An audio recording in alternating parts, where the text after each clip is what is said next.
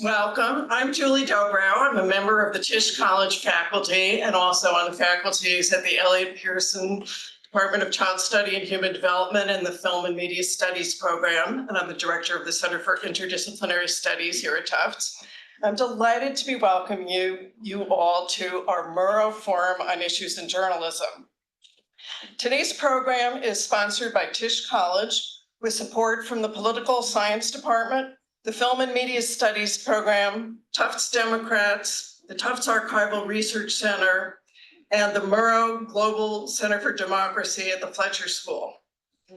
A very special word of thanks to Dan Santamaria and Alexandra Bush at the Tufts Archival Research Center for getting together some of the Murrow materials that we were able to view before this event. For those of you who don't know, Tufts is home to the largest collection of Edward R. Murrow's materials, and there are many important and fascinating papers to view in the archives. I also want to issue some special thanks to Dean Dana Cunningham at Tisch College for her support of this event, and most of all to my wonderful colleague, Jessica Burns, who does so much for all of the amazing events that she organizes for Tisch College, which enrich the entire Tufts community. Casey Murrow, Edward R. Murrow's son, is in attendance today. We're so pleased to have you here with us, Casey.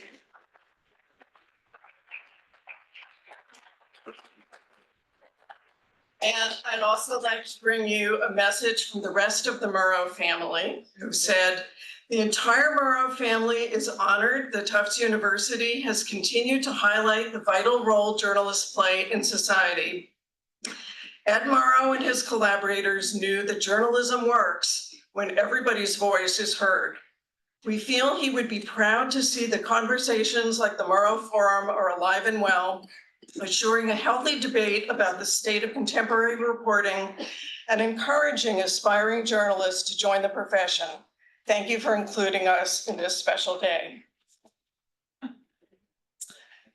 In our Murrow Forums over the years, we have been privileged to have some of the most well-respected print, broadcast, and digital journalists grace this stage, as well as politicians from both sides of the aisle, biographers, and screenwriters whose work has touched on an aspect of Edward R. Murrow's life and legacies. Murrow was among the most renowned figures in the history of American broadcast journalism. His work on radio and television for CBS reshaped the American media landscape. Today, we still look upon Murrow as the standard bearer for much of journalism. His stellar interviewing skills, his eloquence, and his tenacity continue to inspire new legions of journalists in a digital age of reporting.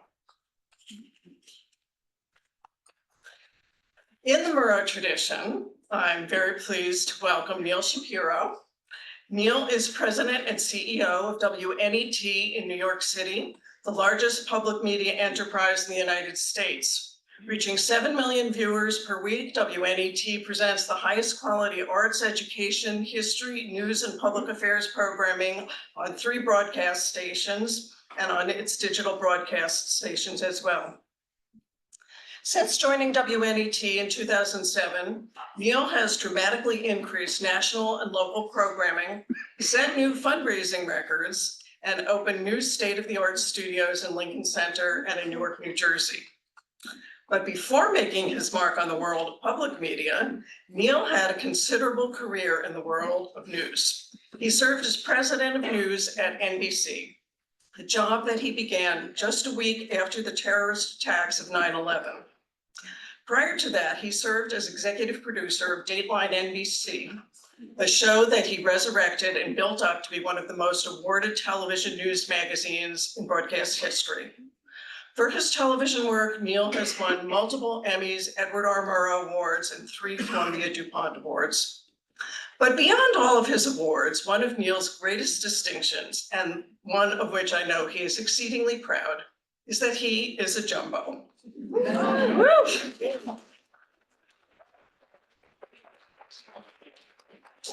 Neal graduated magna cum laude from Tufts in 1980 with degrees in history and political science. He's taught journalism here at Tufts and at the Columbia University Graduate School of Journalism, and he's lectured at many universities, including MIT and Stanford.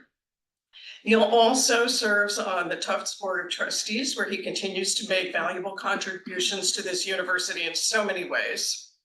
And of course, the other Tufts distinction I know that Neal holds, and another one of which I know he is most proud, is that he is also a Tufts parent. Okay.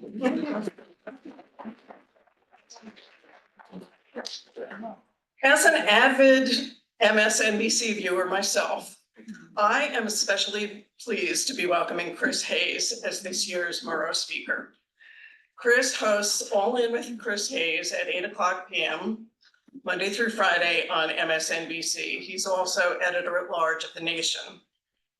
Chris is a former fellow at Harvard University's Edmund Safra Foundation Center for Ethics. From 2008 to 2010, he was a Bernard Schwartz Fellow at the New America Foundation. From 2005 to 2006, Chris was a Schumann Center Writing Fellow in these times. Since 2002, Chris has written on a wide variety of political and social issues, from union organizing and economic democracy to the intersection of politics and technology. His essays, articles, and reviews have appeared in the New York Times, Time Nation, American Prospect, New Republic, Washington Monthly, The Guardian, and Chicago Reader, among others. His first book, Twilight of the Elites, America After Meritocracy, is about the crisis of authority in American life and was published in June 2012. And I'm told, I guess I can break a little news here, yes, and say that Chris has another book that's going to be coming out very soon, which we just learned about. We're really excited to read that as well. Chris grew up in the Bronx and graduated from Brown University with a Bachelor of Arts in Philosophy. Chris, on behalf of Tufts University, I'm so pleased to welcome you here and thank you for being our featured journalist in this year's Edward R. Murrow Forum. Welcome to the stage, Chris.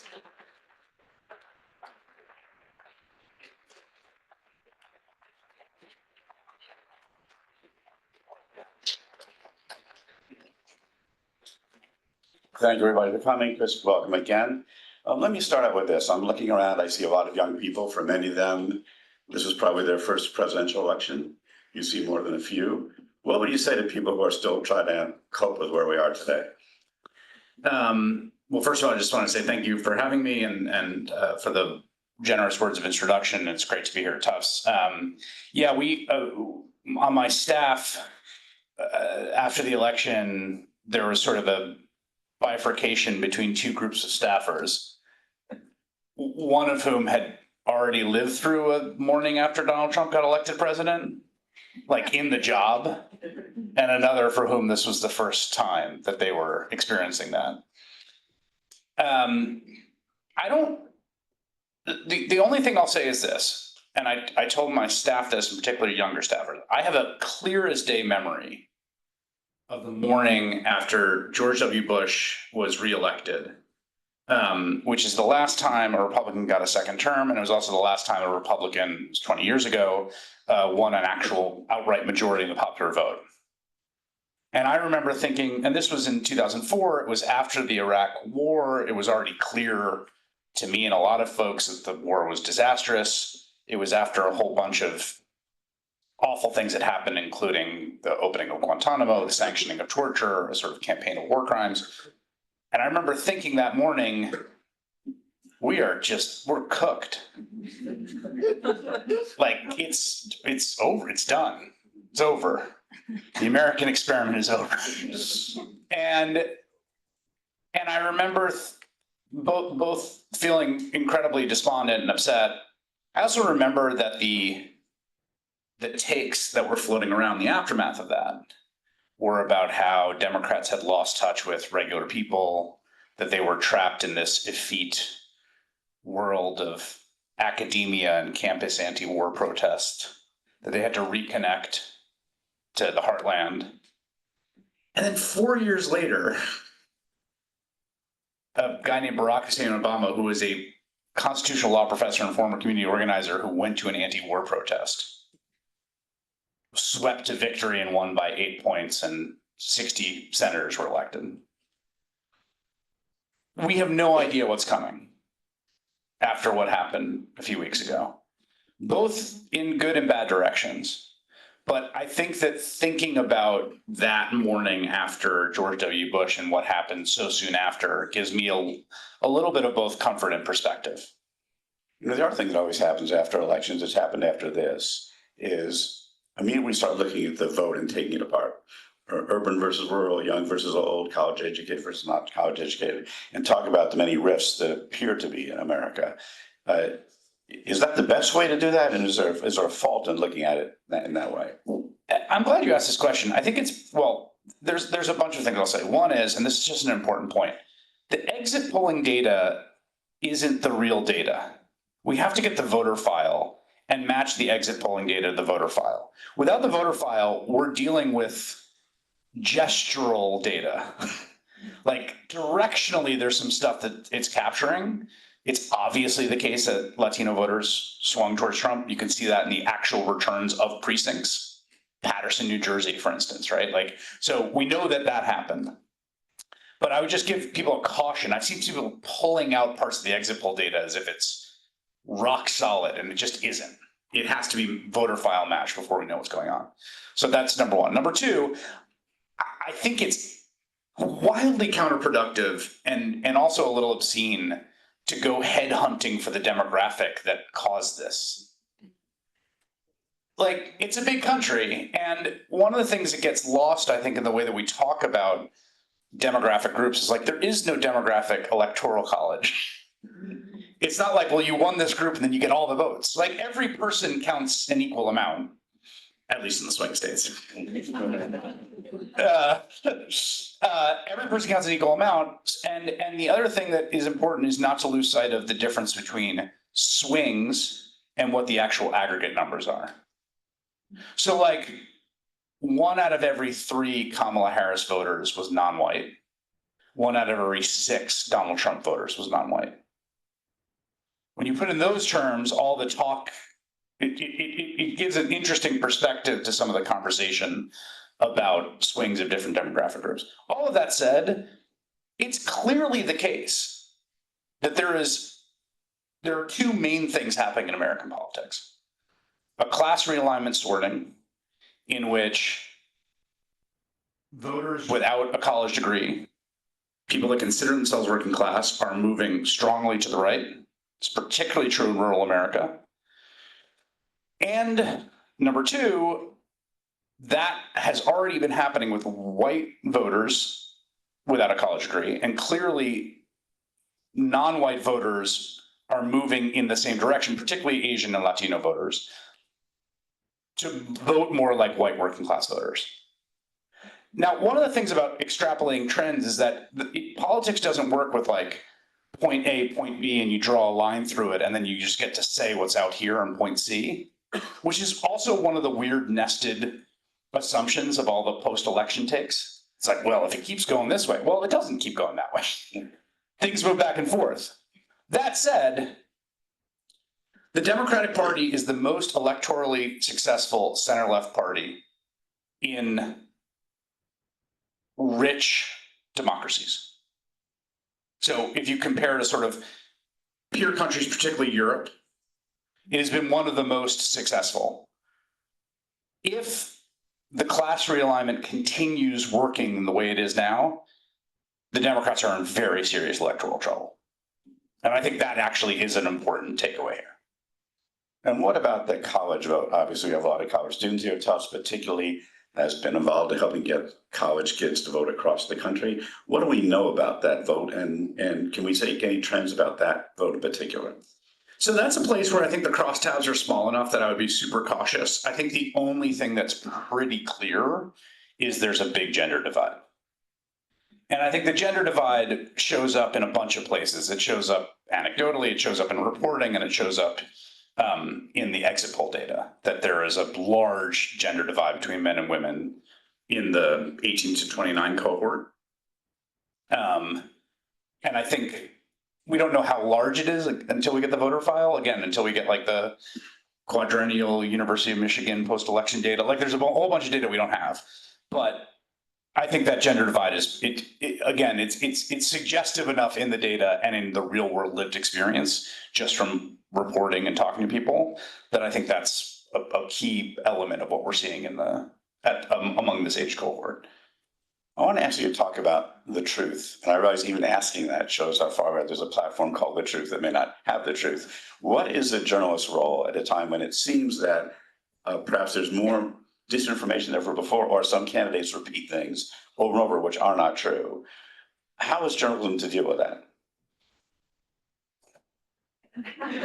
Let's take a break. We'll be right back right after this. Well, the reason for the heavy breath is just that, so let's give a concrete example. This really disgusting, bigoted, defamatory thing that J.D. Vance and Donald Trump spread around Haitian immigrants in Springfield, Ohio. We're all familiar with what it is. I'm not going to restate it. And the reason I'm not going to restate it is it gives you precisely the problem that you're saying, which is, to the extent that you're debunking it, you're repeating the lie. And to the extent you're repeating the lie, it's just embedding in people's attention more and more. Like, if someone busted into your room and was like, the vaccines are fine, there's no reason to worry about them, you'd be like, wait, what's wrong with the vaccines? What do you mean they're fine? There's a problem that we all confront in that thing. They're not doing this terrible thing. And it has to do with the interplay between attention and the way attention functions in modern life, which is the subject of my next book. So I won't give you the whole long spiel on that.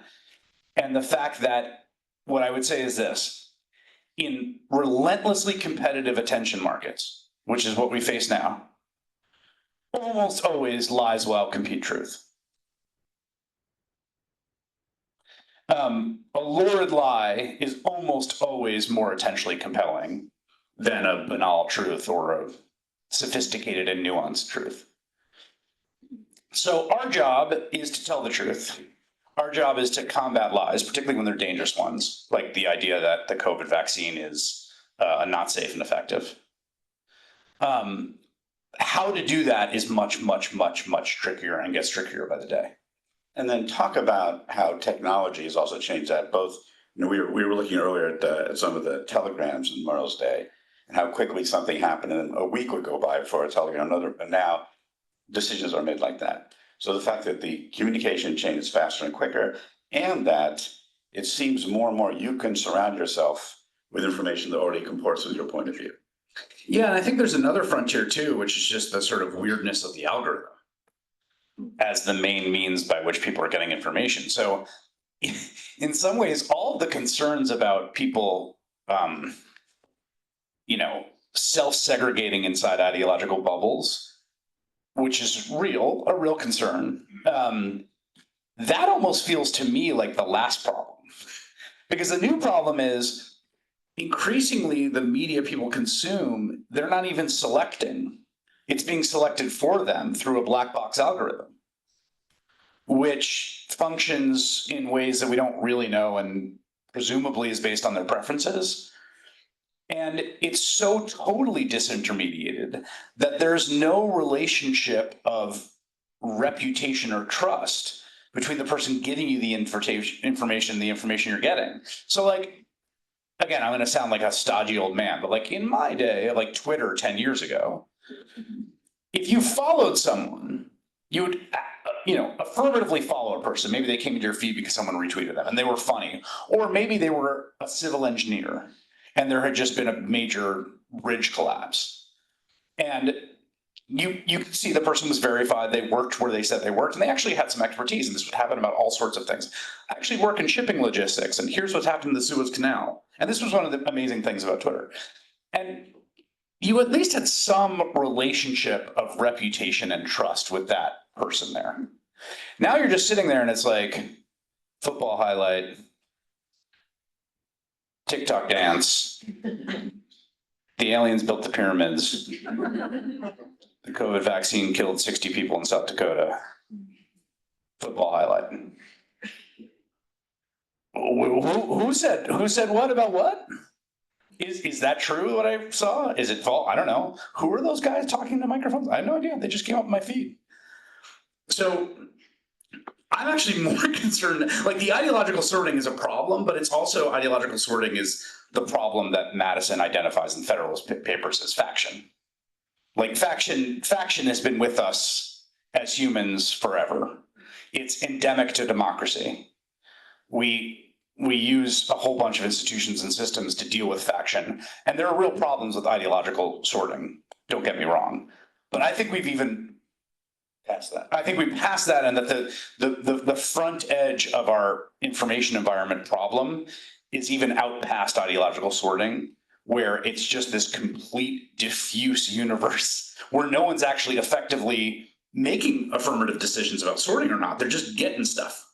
Now, is the other side of that brand names make a difference, and whether it's Chris Hayes or MSNBC or PBS or whatever it is, associated institutions with some reputation for integrity still make a difference? I think they do. I mean, I think that I think reputation is actually wildly important here, because reputation provides some mechanism of accountability that I think is eroding in the kind of new landscape we're in.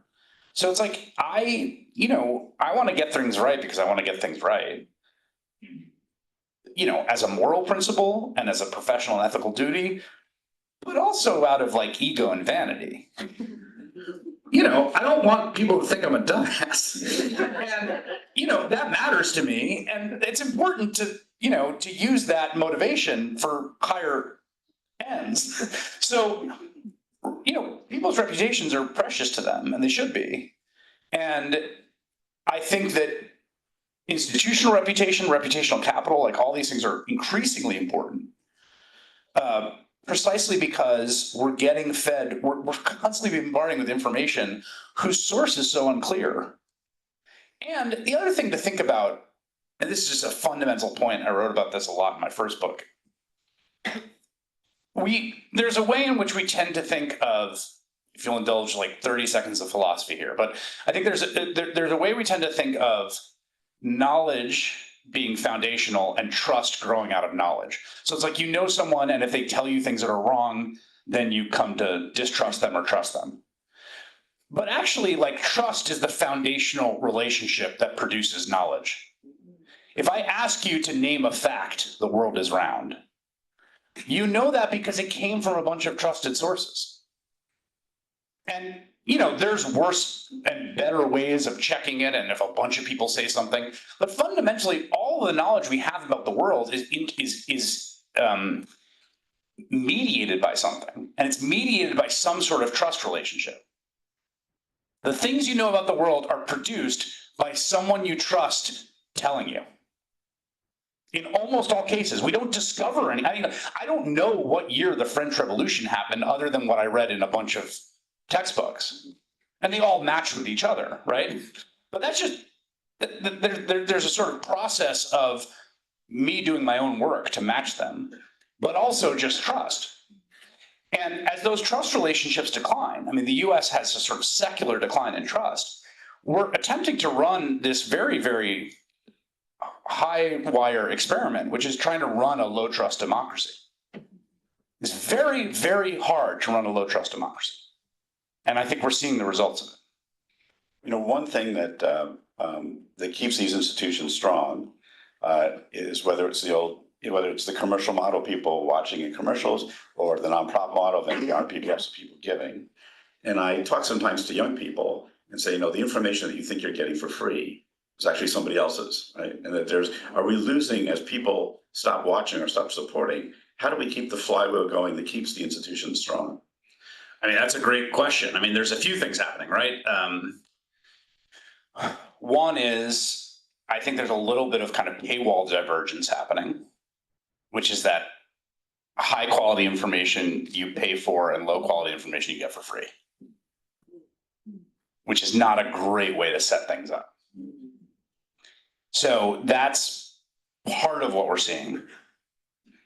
And the reason that you have to pay for high quality information partly is because the old business models have collapsed. And in many cases, I was just talking about this with a group of students before, in many cases, they've been collapsed because they've been essentially cannibalized by the platforms. People are still making money off journalism and off information. It's just companies like Meta, Google, TikTok, right? Like when a TikTok content creator has 1 million views and they're talking into that little microphone and pointing up the green screen of an article, someone wrote that article. And if it's, if it's like a reputed, it's good reporting, like it's real and they fact checked it and they had editors, the value is not being captured there. And the value might not even be captured by the person who's doing a good job about talking about the article while pointing to it in front of the green screen filter. It's being captured by TikTok. So there's all this value now, and it's all being captured by the intermediary platform that now sort of has the control and also is the profit center. And it's done tremendous damage to the business of journalism. Now I'll talk the other side of money, which is that side of money, and the other side of money in the elections, which is dark money, the famous Watergate thing, follow the money. Is that even hopeless now? Is it just so endemic into politics that we should accept that's the way it's always going to be?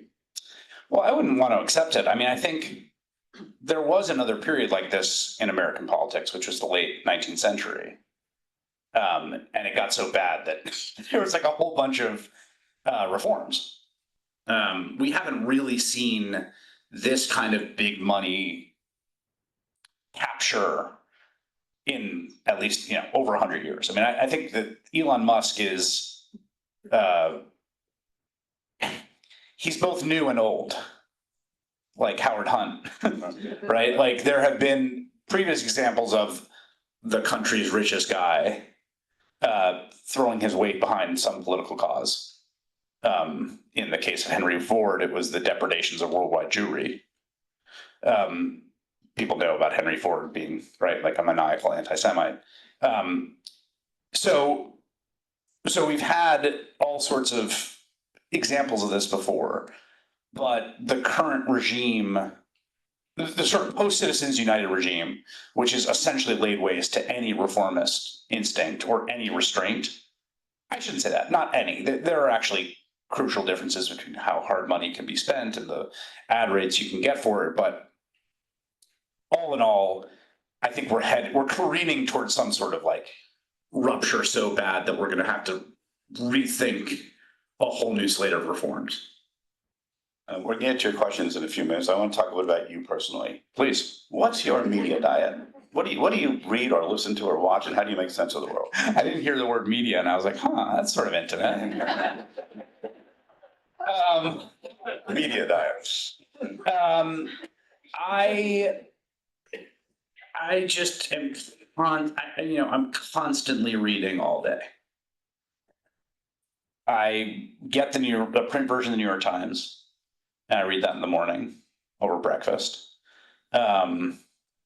That's the only physical paper I subscribe to. I subscribe to a bunch of physical magazines.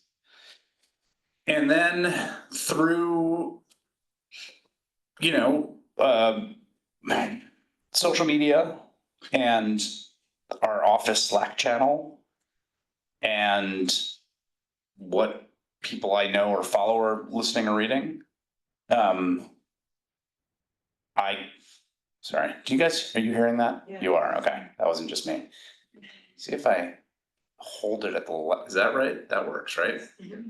I think we troubleshot that. I think if I was to, okay. So depending on what people are reading in sort of my social networks, in the office Slack and things like that, I'm just constantly consuming it. Do you read things that you'll disagree with? Do you read or listen to Fox?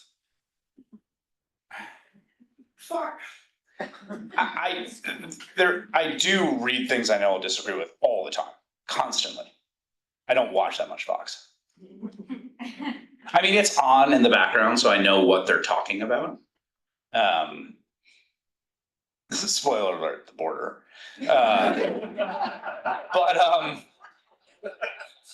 But I don't actually watch much of it, but I do read a ton of stuff I disagree with. In your line of work, and maybe 20 years, 30 years, 40 years ago, there were less shows like yours. And the notion about having a brand was something that's new, right? What do you think your brand is, and did it evolve? Oh God. I don't think anyone's ever asked me that question. I really don't give it any thought. I'll be honest. I think, here's what I will say. My job, what I do for a living only works if people trust that I'm not doing a shtick. That I'm not playing a character, that it's just me reading, like trying to make sense of the world and communicating my sense of the world honestly, authentically, and hopefully entertainingly. And so I think if you were to sit down with anyone who I'm friends with, or Kate, my wife, or anyone, they would basically tell you to a person, like, there's no difference between him on the show and him. So if that's the brand, then that's just me. And I don't think that's changed. I think the only thing that's changed is, I think, like a lot of things, it's a hard job. It's a little harder than it looks, I will say, hosting a television show. I mean that because I thought, before I got into it, like, how hard can it be, really? You're reading off a teleprompter, like. So it turns out to be harder than it looks. And I think it's a little like, it's like NFL quarterback. You do, even if you have certain talents or abilities, there's a whole bunch of stuff you got to learn and figure out how to deal with, and you get better at it over time. And you get like sacked less. But like, I get sacked less now. But I'm guessing like quarterbacks, people don't understand how much preparation goes into what you do to make it so good. I know people don't understand the stresses of it. And I think people probably don't understand how you have to sort of be on, not just for that 1 hour, you have to be on a lot. Yeah, and like, here's an example of it. So the other day I had a guest on my show who was probably one of my favorite guests in the world. Sharon Eiffel, who was the lead counsel for the Legal Defense Fund, of course. Oh, great, she was here. She had the job that Thurgood Marshall once had, and she is, I think, one of the most brilliant legal minds that I've ever encountered, and political minds. And we were on set, and I was interviewing her, and she referred to Pete Hegseth, the weekend morning host, slated to run the largest and most powerful bureaucracy in the history of human civilization. Pete Hegseth, she referred to him as a white nationalist. Now, that's a perfectly fair characterization for her to make, but I wanted to be clear that she was saying that I wasn't. Not that I think he isn't, but that this was her characterization. And I jumped in to say that. And then I gave, just quickly off the top of my head, a little bit of backstory, which is that he had been pulled from National Guard protective duty for the inauguration in 2021 because a fellow guardsman had alerted higher ups to a tattoo he had that has been associated with extremist movements. It's a tattoo that reads Deus Vult, which is a term that people would use during the Crusades. He also has a bunch of Jerusalem crosses on his right pectoral. He says they've done this weird warping thing where they've said that it's the crosses that got him in trouble, but it wasn't, it's the Deus Vult. Anyway, I did a 30-second version of that live on air, giving the backstory. Now, I didn't know we were going to do that on the show. I just happened to know that because I spend all my time reading everything. So in that moment, I had to be like, oh, here's the Pete Hegseth deal. And if I don't read all the time, then I don't know that. So, I broadly know where segments are going to go, but there's a certain amount of like, and this is a thing that I say to young people all the time, like, you should know a lot of things about the world. Like, you should read a lot of books. You should know a lot of things. Like, you should be stuffing knowledge into your brain all the time. That's how I've conducted myself since I was very young. I'm very lucky that I get to have a job that kind of rewards that behavior.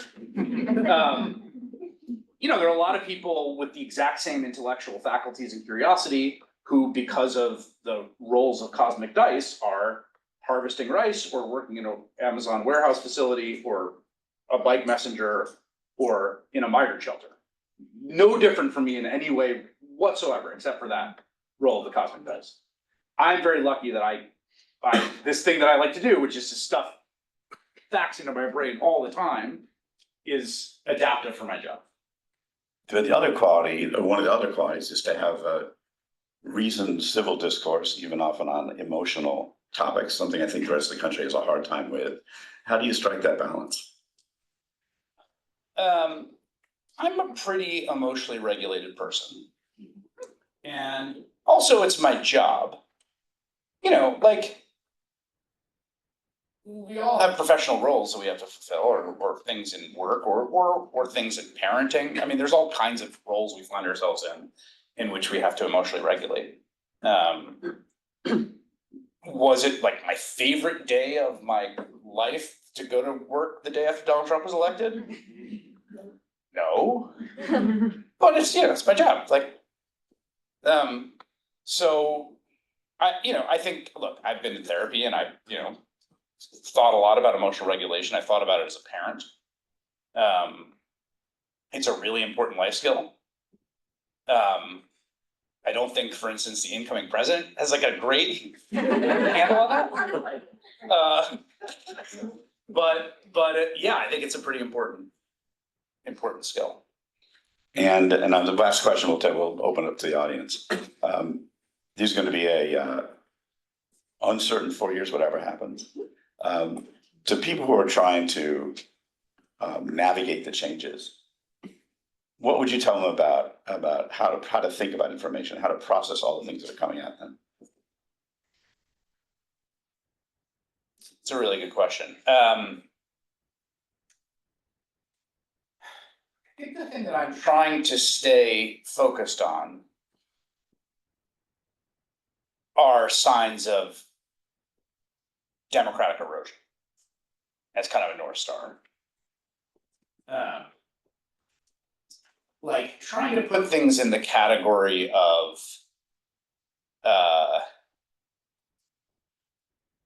bad but not a threat to constitutional self-governance and threat to constitutional self-governance.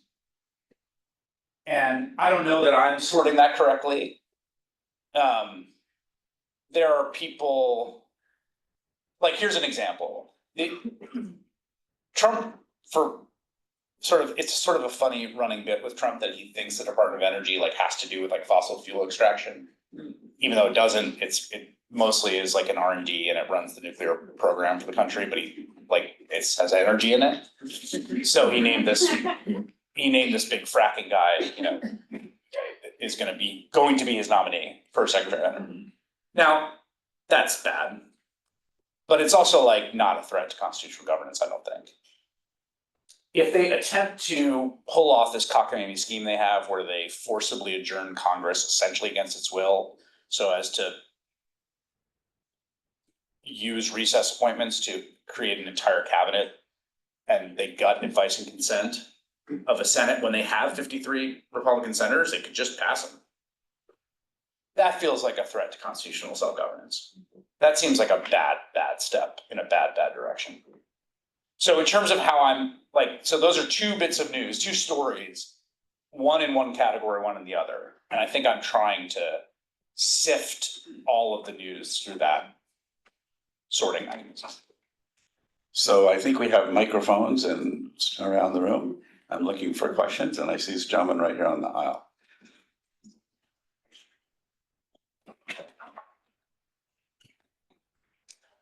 Thank you. My name is Nayan. I'm from the Fletcher School. I am a journalist as well. I worked in India and China before coming to Fletcher. I have a question that kind of keeps me up at night all the time about American literacy, about international news. and foreign affairs. The whole logic of few thousands of voters deciding the fate of Ukraine or Taiwan in swing states is just mind-boggling. So what can be done to improve that literacy? And what role can American media play in that, apart from hiring me? But what do you think about that? Thank you. That is such a great question. I will say that the cop-out answer, but that is largely, has a large kernel of truth, is that like, it's a demand side problem. People don't like paying attention to international news. I mean, speaking the aggregate, there's people in the crowd being like, I do, like, yes, I get it, I know. We're in a sort of self-selecting situation here. So broadly in the aggregate, like, people, it's hard to get people to pay attention to international news. At moments of conflict or, but obviously after Russia's invasion of Ukraine and post October 7th, like there's always like a rush of attention. But that's only half of the story, because I do think there's a kind of habituation process that people in other parts of the world get that we don't.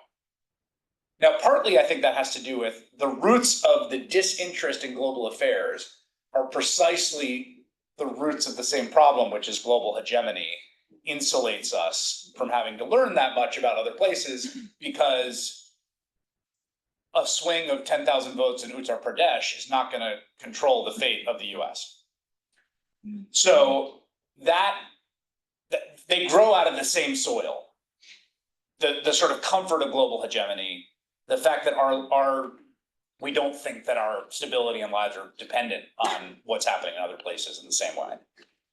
But I don't know, I don't have a good solution for it, but I agree that it's an enormous and glaring problem. And I also understand why it's galling to people that like, oh, if the Democrats had tweaked this message, like you're sitting in, Kyiv being like, well, if the Democrats had just tweaked this message, we'd be in better shape, and those Michigan voters, it is a wildly asymmetric situation. How about on this side of the room? This woman over here. Oh, sure. Hi, thank you so much for being here. My name is Allison. I'm also a Fletcher student. And I just wanted to ask a question about if you could speak on the incoming president's comments, as well as his allies' comments about the potential persecution of MSNBC hosts, as well as sort of what that makes you feel personally, but what that also means for democracy and the future of a free press. I know that's kind of a loaded question. No, I'm glad you asked it. I don't love it. Would be that's my first snap judgment. Yeah, look, I guess the first most important thing is like, I'm not scared of these people. I refuse to be scared of these people. I absolutely refuse it. To my core and to every last cell of my body. So that's the first thing. I think they are going to try to do a lot of messed up stuff. And I think they're going to try to intimidate people. And I think that's going to take a bunch of different forms. I am hopeful about this various safeguards. But I think they're going to try to mess with us. I don't know what that's going to look like. I don't know how it's, but they've been pretty clear about this, that they're on a revenge tour. And I have ideas about what that might look like, which I don't necessarily want to spend a lot of time spelling out, just in the off chance they haven't thought of some of them. It's like no reason to give them free consulting. But I am, it is nerve-wracking, and I'll speak, it's nerve-wracking for people that don't have the resources and profile I have, younger journalists, line producers, reporters, like there's a lot of folks out there. I think it's going to be kind of a little bit of a testing moment for what we call civil society about what we all do when and if they try to intimidate the free press. And again, this is one of these things that's a little bit on a spectrum until it's not. You know, like there's a certain amount of jockeying and attempts at jawboning and bullying that goes along with all, you know, democratic governance, small d democratic governance.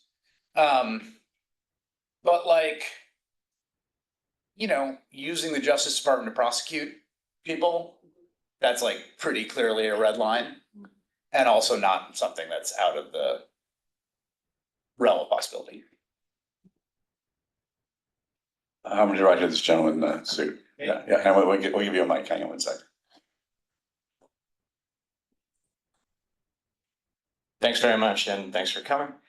We have an incoming president who, as he's demonstrated throughout his career, but in particular the first time he was in office, that he's the master of what TR called the bully pulpit. He can go out there and say something, and everyone will be talking about what he's saying, what he's doing. He dominates in the attention economy. So the question is really, how are you going to get out of a reactive kind of cadence, and how are you going to find the opportunity to talk about anything else for the next 4 years? It's a great question. I don't have a good answer right now.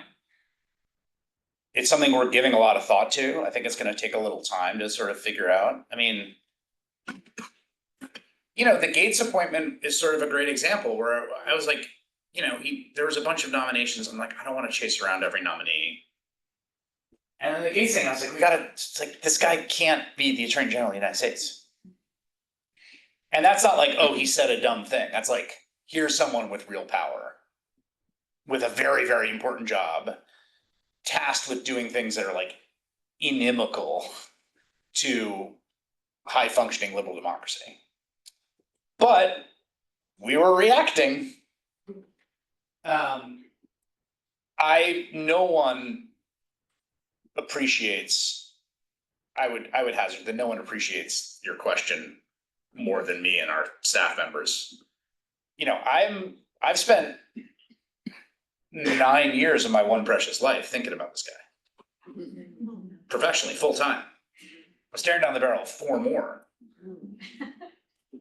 That sucks. Like, that is an enormous bummer. But, you know, it's like I said, it's my job. But yes, I want to figure out ways to get out of the reactive cycle. I do think, you know, Rachel Maddow has this thing about like, watch what they do, not what they say. And I do think that's a good distinction about what are they doing with power as opposed to like what craziness is he saying.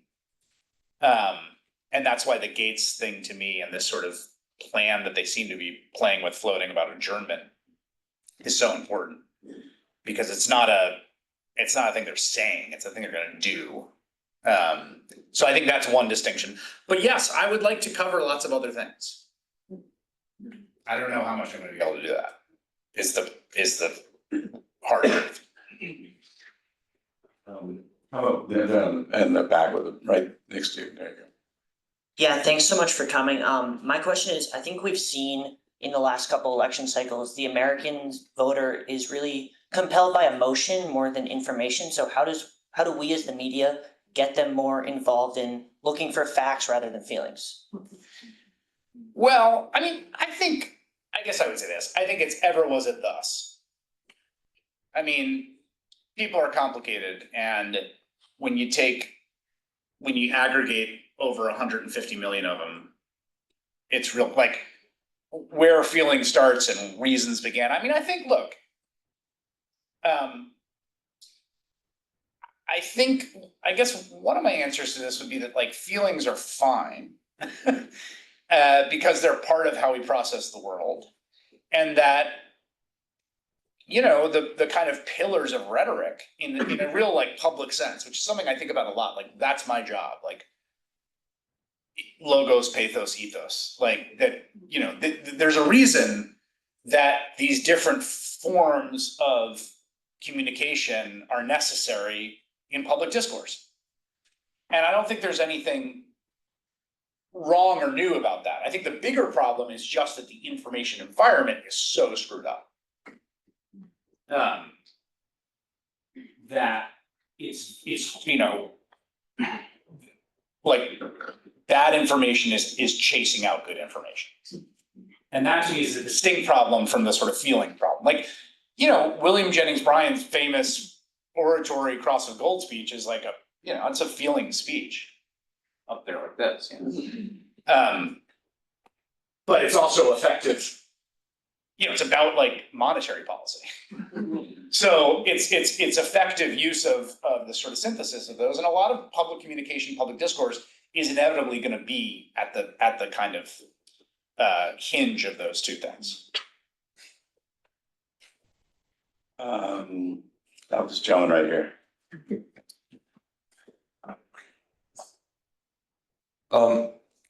I think there's been a shift from more mainstream corporate media to more personal, relatable platforms like podcasts, especially as spaces for candidates to connect with audiences. And I think I read somewhere that one of the reasons why Bush was elected was that he was a more personable guy who, the public could grab a beer with more than Gore.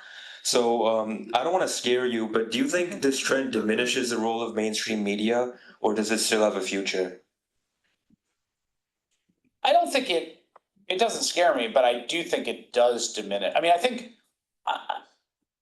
I think what I do, in a weird way, I would say what I do is actually never been more robust in the sense that like there's thousands of people doing what I do now. They're just doing it in different platforms, in different ways, at different lengths.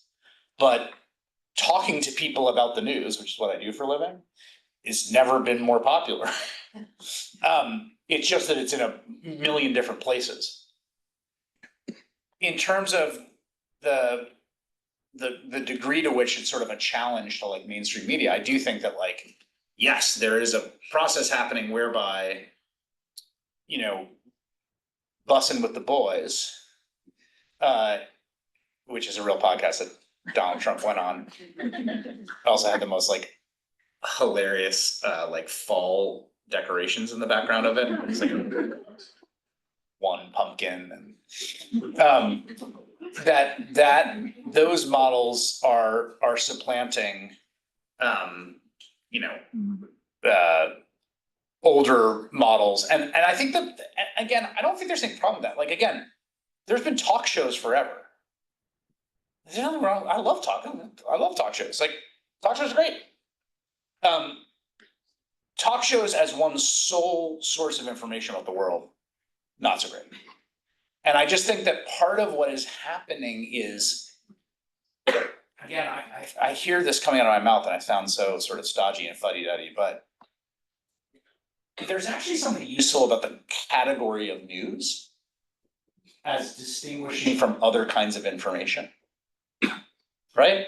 Like, news has some architecture underneath it, some scaffolding, some structural stuff that's happening to hold it up as close to the truth as we can get. Whereas like people just like BSing to each other doesn't have that. And there's nothing wrong with people BSing to each other. Like, that's great. I listen to podcasts in which people do that all the time. I do it all the time with my friends. It's just a different kind of thing. And I think that this sort of genre confusion that's happening is kind of dangerous. Last question. I'm gonna let's have this woman right here.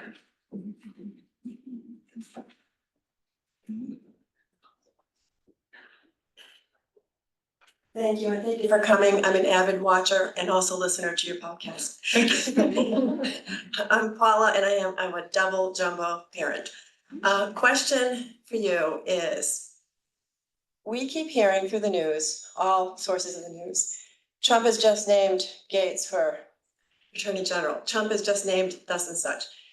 I don't believe it's Trump. Who is it? I don't think the man went to his civics classes. So he is in power because he is the media person that got the MAGA group into power. He could leave in 3 months and we'd have JD Vance. But who behind the scenes, and not just the Heritage Society? Right. Who is, instead of dark money, who is the sort of dark intelligence behind all of this? Who is setting this up? I think I don't necessarily agree with the premise, which is that I do think a lot of it's him. And the reason I think that is because reporters that I trust have reported out like the Gates thing happened because he had a conversation with him and Boris Epstein when they were on like their plane. And like he's just an impetuous guy.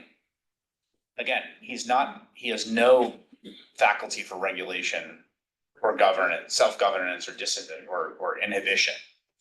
I think you're right that there is a confluence of pretty malevolent interests that have come behind and around him. But I don't think they're that secret. It's like the Silicon Valley folks that are backing him, Elon Musk, you know, the people that put a ton of money. I mean, there's 4 billionaires who between them put in like 600 million. So it's very reclusive millionaire, Mary Madison, who put up like 120, something like that. Elon Musk, and then the right-wing Midwestern industrialist, Rich Uling. So between the 4 of them, right there, that's like a huge bunch. I think that the sort of oligarchic interests are the ones that you see. The entire oil and gas industry, which is incredibly connected now in to that part of the Republican Party and that faction. And then I think like all movements, there's a whole complicated set of relationships happening behind the scenes of who has power at what moment and whose ideological tendencies are winning. I mean, I think and one of the things I think that will be interesting to watch, and I think is a source of some hope, is that I think they're going to fight with each other a lot. And I have a hard time thinking that this crew, this merry band, is going to be like all in great like shape with each other the whole way through. Like, I just don't think that's going to happen. And so one of the kind of hopes, I think, again, for sort of democratic resilience is those fissures erupting, precisely because I don't think I think there's actually a crazy ideological vortex at the heart of the whole thing. Because he is a profoundly non-ideological thinker, to the extent you can call him a thinker. I mean, he has a bunch of genuine instincts. Like, he's genuinely a chauvinist pig. Like, he genuinely is a male supremacist, essentially. He thinks women are, objects. He genuinely is bigoted. He's genuinely, weirdly a mercantilist. Like, he truly believes in tariffs and running the economy like the 1890s. That's not some like 5-dimensional chess. It's not some like project of the Heritage Foundation. Like, my man loves tariffs. Like, full straight up. It's not some shit. It's like he has his whole life. And partly the reason he loves them is because he thinks about everything in zero-sum terms.